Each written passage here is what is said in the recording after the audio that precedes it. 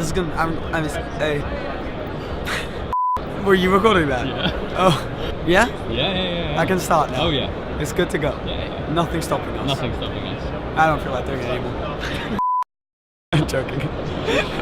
Today is a video from the Geneva Motor Show, obviously. I'm stating the obvious, aren't I?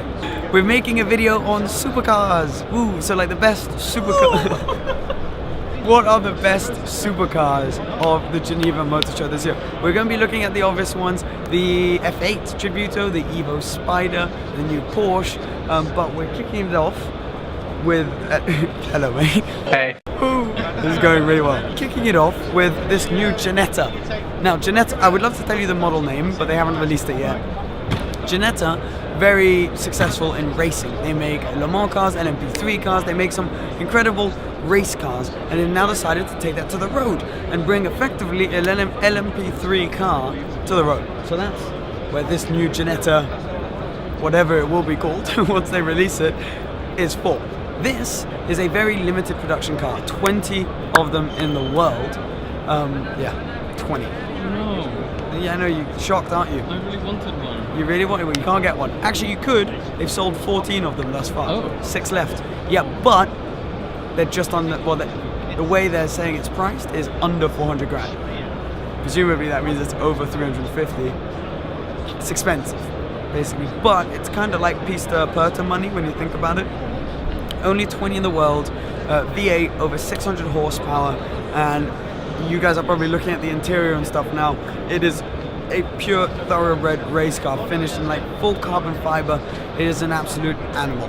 It's a bit of a different supercar. Thought I'd show it to you there. Supercar, obviously, because it's not in the hypercar category, it's under £1 million, but it is, I think, a very, very cool car, and exciting to see Ginetta making road cars again, because they used to back in the day.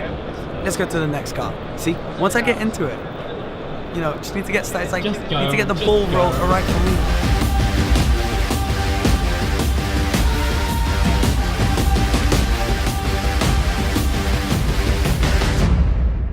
The Ginetta is like a very, very niche car, right? Very limited production and very expensive. This is almost the opposite. Very high production car that costs a lot less. This is the new Porsche 992 convertible cabriolet. Now, the 992, you guys know the differences on it. Many really cool. I think it looks fantastic. It's got wider arches now as standard, whereas before it used to only be on the four-wheel drive versions. There is space for there to be a hybrid included in it. The interior is brand new. It's a very exciting car. Now, the cabriolet version we all knew was coming has finally landed. It is a new car. I classify it as a supercar personally because I think they're awesome. And with them being over like 100 grand once you spec them properly, that qualifies it for me. I think it looks great in this color, and it's just a quick stop off here to show you one of the new cars, the Porsche Cabriolet.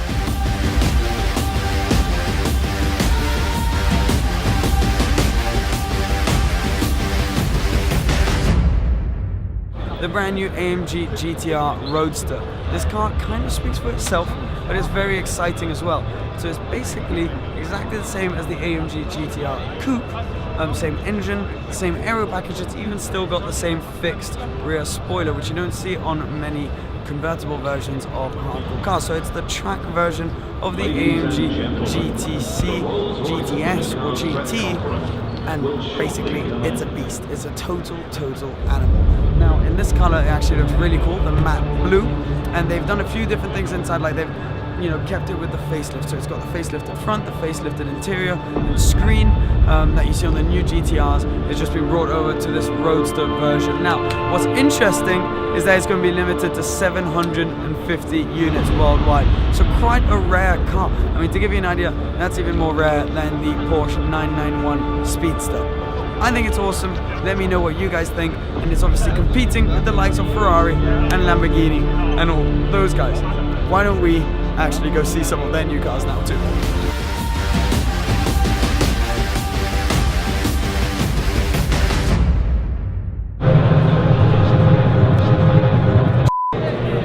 Hey. A supercar I did not expect to be talking to you about today was a new Aston Martin Vanquish, but a surprise that they happen to reveal the car right now. You can maybe tell I'm looking around because people keep on basically nearly walking into me. But this behind me is a concept car, the Vanquish Vision, for what will become the new Vanquish in a few years, which you may notice looks completely different from the current one. That's because it is going in the following the new direction of Aston Martin in building mid-engine cars. So there's the 003, but basically that was to bridge the gap between the Valkyrie and this, the new Vanquish, which is taking technology down from the Valkyrie. We don't know what engine it will have for sure yet. We don't know if it will be hybrid assisted. We don't know too much information about it, but I thought it'd be a shame not to put it in this video. This is the new future Aston Martin.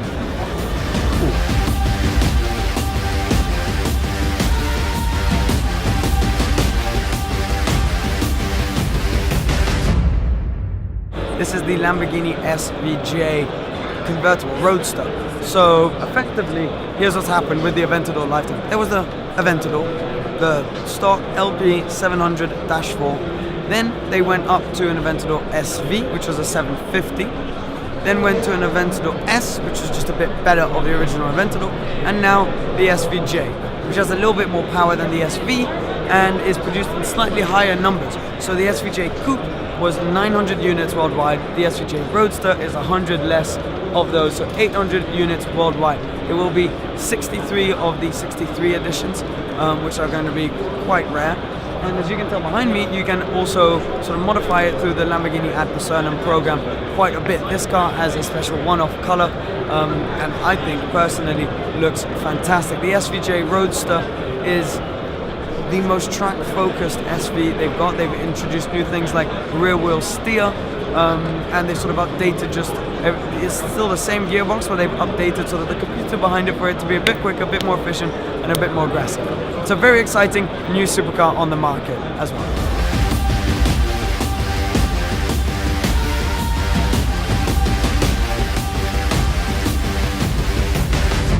Behind me is an extremely bright Italian supercar. This is the brand new Huracan Evo Spider.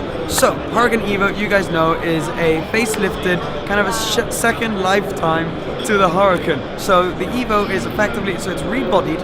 It has the same engine, same gearbox, but a bit more power. It's a 630 horsepower rather than the usual 610 that you had in the Huracan.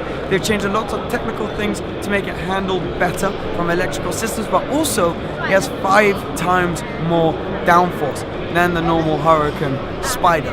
Now, not limited, good looking car, fairly expensive, exciting supercar, and it's going to be competing with the likes of the 720S Spider and now the F8 Tributo Spider when that comes out, which you should probably go and see now.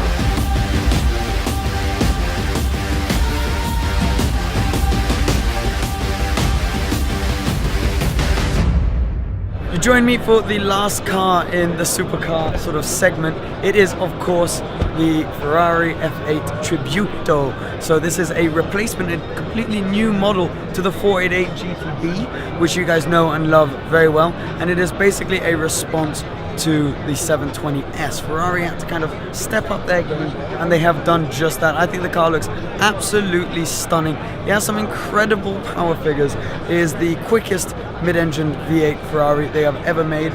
It's got well over 700 horsepower and basically rivals the 720S, and hopefully will be able to also potentially keep up with the 720 whatever LT will be, but it also rivals the Performante and all that jazz. They have changed a lot to the exterior. Let me show you actually. Also, if you're wondering where Cole is and why this is filmed in a different style, that's because Cole loves this car so much that if he came on the stand he would never leave, so I thought I'd leave him behind. It's got the 812 like rear lights. It's got this very cool, very intricately designed wing which has air intakes, puts the air under for the downforce, and has all these different sort of utilities. It's got the exhaust then there, kind of like on the pista, the beautiful rims, and this gorgeous color obviously. So this car still uses the twin-turbo V8 sort of platform and the double-clutch gearbox. So in a way, it is very similar to the 488. Until we drive it, we can't know completely.